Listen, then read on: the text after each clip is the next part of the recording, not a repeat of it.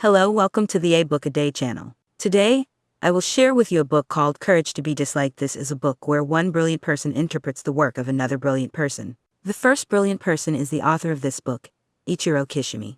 He is a highly influential philosopher from Japan. When Kishimi was 30 years old, he encountered the teachings of another brilliant person, Alfred Adler psychology. And since then, he has devoted himself wholeheartedly to the study of Adler's ideas. Courage to be Disliked introduces Kishimi's research on Adler psychology. Alfred Adler, whose full name is Alfred Adler, was an Austrian psychologist.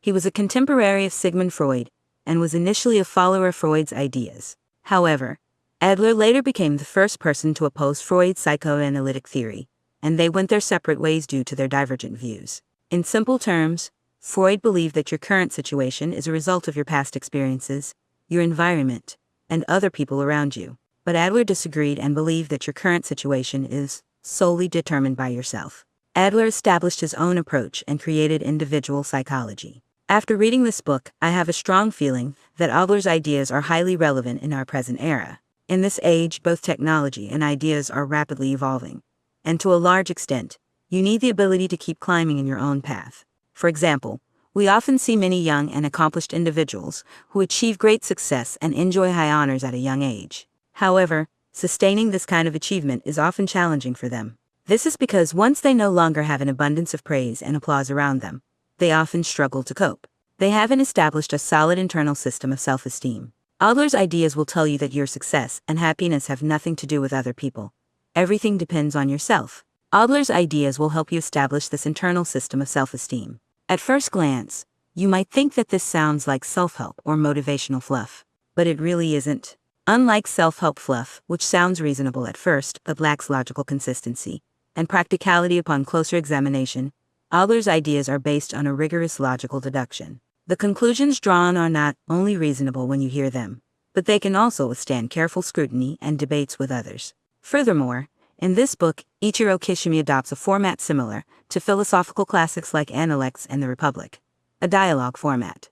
The entire book consists of dialogues between a youth and a philosopher, with the youth asking questions and the philosopher answering them. Kishimi uses this format to express Adler's ideas, because it is easy to understand, but more importantly, he wants to tell us that Adler's ideas belong not only to the field of clinical psychology, but also to philosophy. This book discusses more philosophical issues. Next, I will share this book with you in two parts.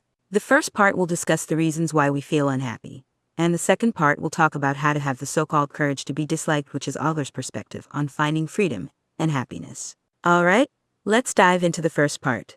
According to Adler, whose fault is our unhappiness? Where do our troubles originate from?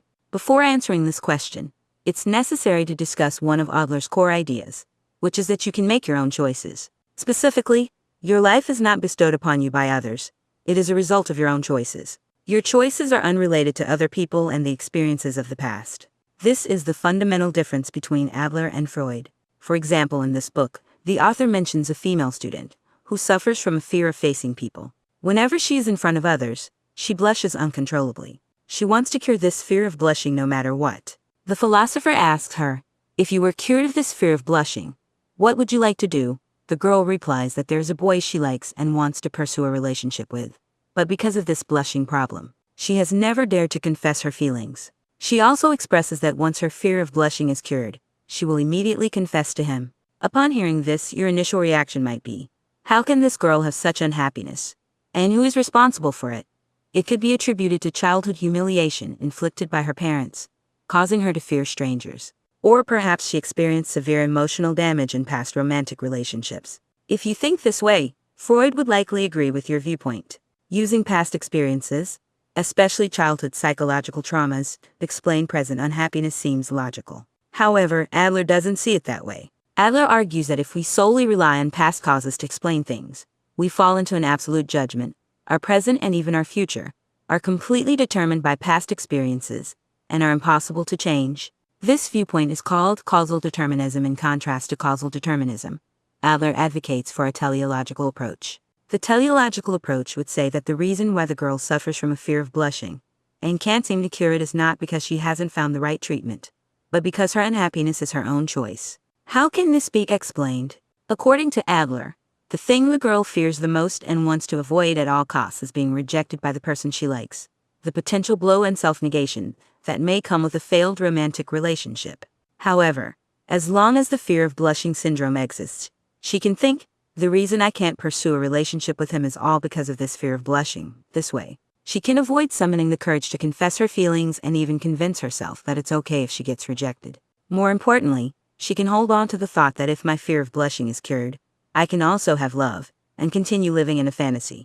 Of course, this fear of blushing syndrome is not something she imagined. It is a real condition. However, it is still her own choice. Through the previous example, let's briefly review Adler's core idea. Adler says that the reason you are unhappy right now is because you have chosen unhappiness for yourself. The reason you cannot change is because you have made a determination not to change. Now let's talk about a phenomenon we are all familiar with, inferiority complex. It describes the negative emotional experience that arises from underestimating oneself when comparing to others. By the way, Adler was the first person to explain the concept of inferiority complex. The term in German also means inferiority feeling, and refers to a self-evaluation of lacking value and feeling insignificant. In Adler's view, everyone actually experiences feelings of inferiority. However, inferiority complex is not a bad thing. Why? Adler says that as human beings, we exist as beings with limitations in this world. Everyone wishes to overcome this sense of powerlessness, so everyone strives for superiority and progress. Toddlers learning to stand up and walk are pursuing superiority. They learn language to communicate with others, again pursuing superiority. The continuous progress of science throughout human history is also a result of the pursuit of superiority. It can be said that inferiority complex is a driving force for people to continually pursue excellence. Inferiority complex keeps individuals aware of their shortcomings and motivates them to strive for improvement. However, you can surely think of many people in life who become overly negative due to their inferiority complex. They do nothing and conclude that they are incapable, making it difficult to change. What is the reason behind this? Adler says that in such cases, it should not be called inferiority complex, but rather inferiority neurosis. Inferiority neurosis refers to when some people use their inferiority complex as an excuse. For example, thoughts like I can't find a partner because I'm not attractive or I can't succeed because I have a low education. These sweeping conclusions that attribute the inability to accomplish something to a specific trait or condition go beyond the scope of inferiority complex and become a form of inferiority neurosis. Moreover, Adler emphasizes that this inferiority neurosis is still one's own choice. Upon hearing this, you may ask why some people choose to adopt an inferiority neurosis as a protective shield. To answer that in one sentence, it is because they want to avoid getting hurt in relationships with others. In Adler's view, interpersonal relationships are the source of all troubles and negative emotions. Why is that? Imagine if someone wants to achieve the goal of not getting hurt in a relationship. How would most people act? It's quite simple. They would become individuals who only focus on their own shortcomings and try to minimize involvement in interpersonal relationships. By hiding in their own shell and minimizing connections with others, they can avoid potential rejection or harm. In case they are rejected or hurt, they can console themselves by saying, "It's because of this flaw that I am rejected. If I didn't have this flaw, people would like me." Essentially, as long as they choose to use their unhappiness as a weapon, they will continue to need that unhappiness. Besides inferiority neurosis, another common psychological issue arising from interpersonal relationships is superiority complex. It refers to individuals who constantly compare themselves to others and excessively showcase their superiority. These individuals want to appear special by taking advantage of others' misfortunes. They constantly strive to outshine others. Are these individuals truly happy? Definitely not. They experience anxiety and unease whenever they perceive someone surpassing them, and they may resort to any means necessary to reclaim their sense of superiority.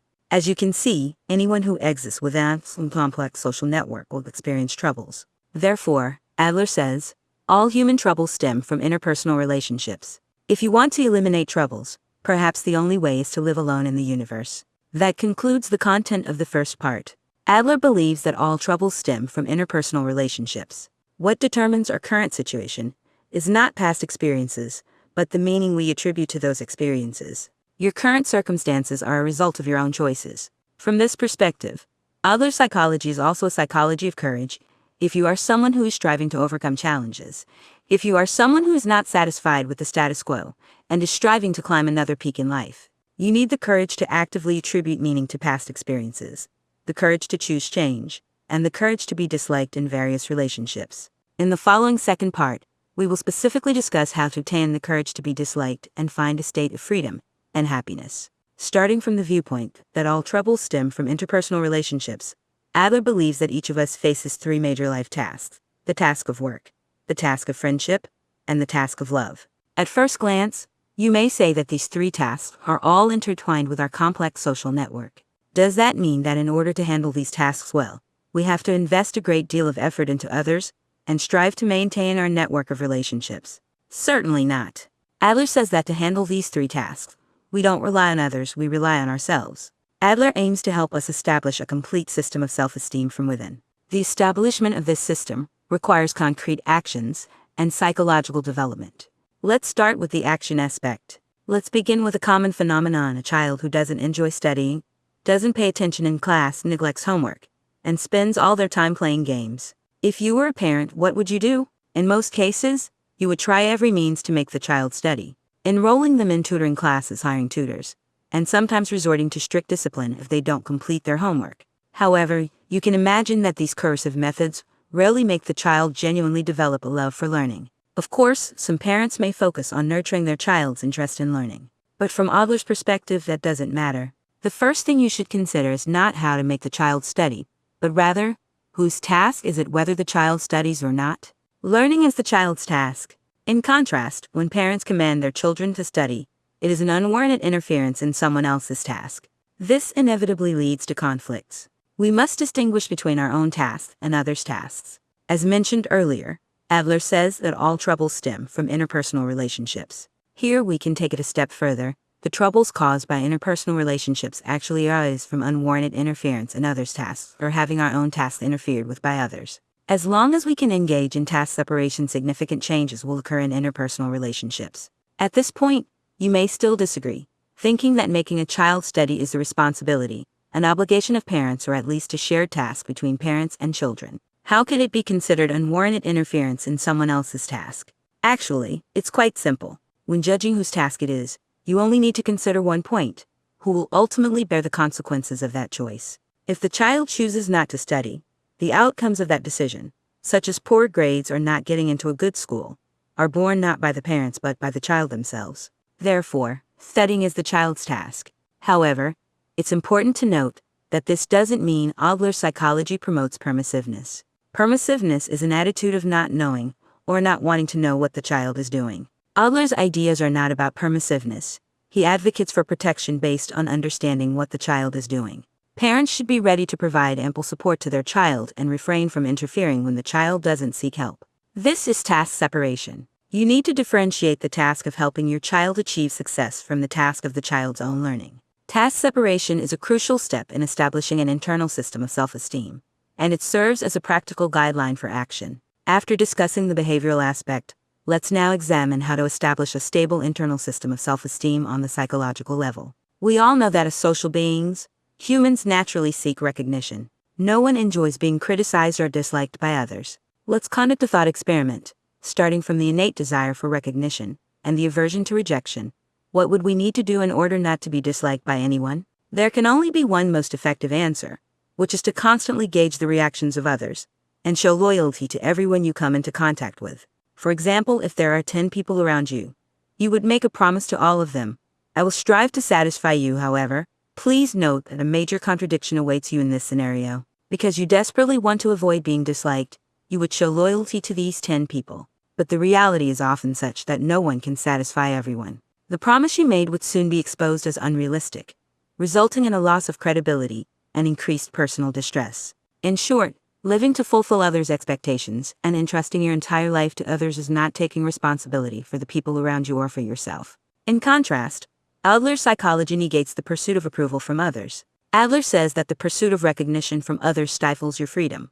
We don't live to fulfill others' expectations, and others don't live to fulfill our expectations. If we constantly seek approval and care about others' evaluations, we will ultimately live in the lives of others. Therefore, according to Adler, true freedom is having the courage to be disliked by others. However, this does not mean that being disliked is a state we should actively pursue. Adler wants to convey that being disliked is evidence of living a free life, of living according to our own principles. To exercise freedom, one must pay a price. In interpersonal relationships, the price of freedom is not being accepted by everyone. In other words, not wanting to be disliked is my concern.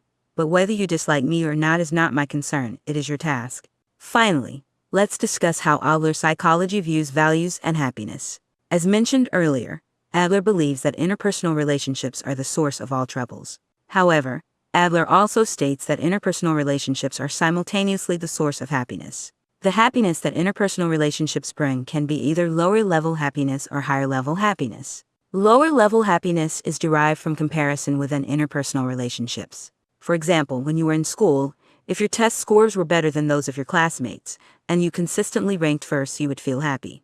In your job, if your income is higher than that of your peers, you would feel happy. After having children, if your child is more outstanding than other children, you would still feel happy. However, Adler says that this kind of happiness can only be considered a lower-level happiness. Your happiness must be built upon some form of unhappiness in others. On the other hand, higher-level happiness comes from the community feeling within interpersonal relationships. This is a key point in Adler's psychology. As Ichiro Kishimi, the author, states, without understanding this point, it is impossible to comprehend Adler's psychology. So, what is the community feeling? It is essentially a sense of continuous contribution. Family, school, and workplace can all be considered communities. In the family community, your happiness comes from being needed by your family members.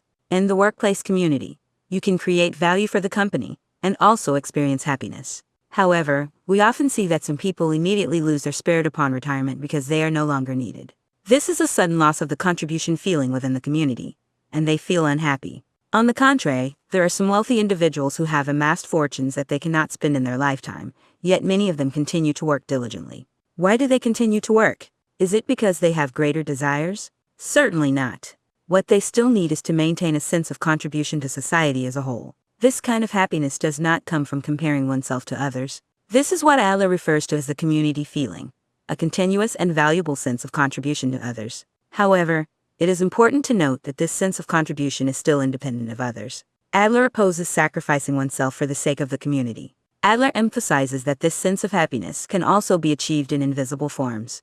The starting point and end point of your pursuit of happiness still lie within yourself. Although your contribution and value are manifested within the community, the final outcome is still independent of others, and you do not need the approval or reciprocation of others. Lastly, I'd like to share my own thoughts. Have you noticed that Adler's advocated mindset, when applied to today, can be described with a more vivid term? Closed loop, more precisely. It should be closing a loop within oneself. It means that your actions and thoughts should form a closed loop within yourself. For example, when you praise someone, you unconsciously want to accept your praise. When you apologize to someone, you pay special attention to whether they will forgive you. But Adler's philosophy tells us that these things are not important. What matters is that you believe in doing them, and that they hold meaning for you. I once read an article by Wan Gang titled Apologies at the Elite Level. It mentioned that elite apologies do not focus on whether they can regain trust, but rather on what kind of person you want to become. Elite apologies emphasize the lessons learned and the progress made from the incident. They don't seek to control whether the other person forgives them. They only control themselves. Perhaps this is the elite spirit that our era truly needs. Lastly, the author of this book, Ichiro Kishimi, also mentions that in order to truly understand Adler's psychology, it requires half of your lifetime up to your current age. In other words, if you start learning at the age of 40, it would take 20 years to master it. A little over 20 minutes of listening to an audiobook is not enough to fully encompass Adler's philosophical ideas. If you are interested in this theory, I also encourage you to read the original book. If you discover any valuable ideas from the book, feel free to share them in the comments section. Congratulations on completing another book. See you next time.